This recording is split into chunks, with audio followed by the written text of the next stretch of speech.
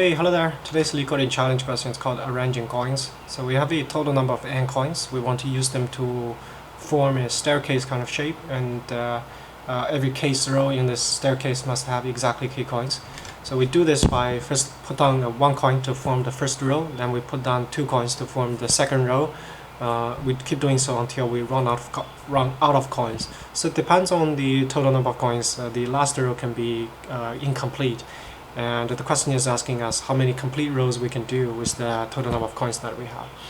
It's effectively saying that if we add number 1, 2, 3, 4, 5 all the way to k, what's the largest k such that if we add those things up, it's going to be less than or equal to n.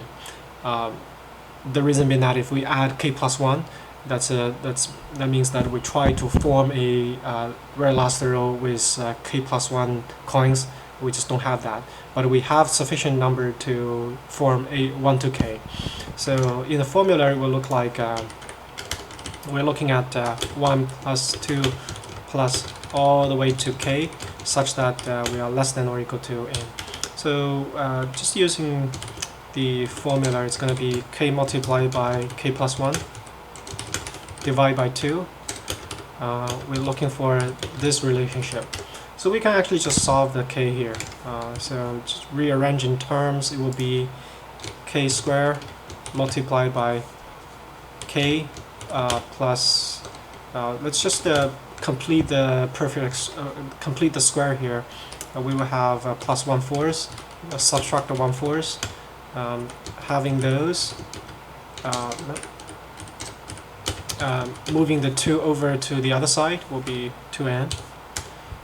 So the first 3 term, it's a perfect square. K plus 1 over half squared is less than or equal to 2n plus 1/4. So just gonna take a square root for both ends. It will be k plus 1/2 is less than or equal to square root of 2n plus 2n plus 1/4. So we can solve for k. K is going to be the floor of this relationship. Square root of 2n plus 1 over 4 and subtract 1 over 2. Yeah, so we can just solve k for directly. It will be a constant time operation. So we're just going to return int. It's basically floor truncating. So we got square root, which is equivalent of saying to the power of half. We multiply 2 to n plus 1 over 4 and subtract 1 over 2. Let's see if it works. Trying to throw some more case.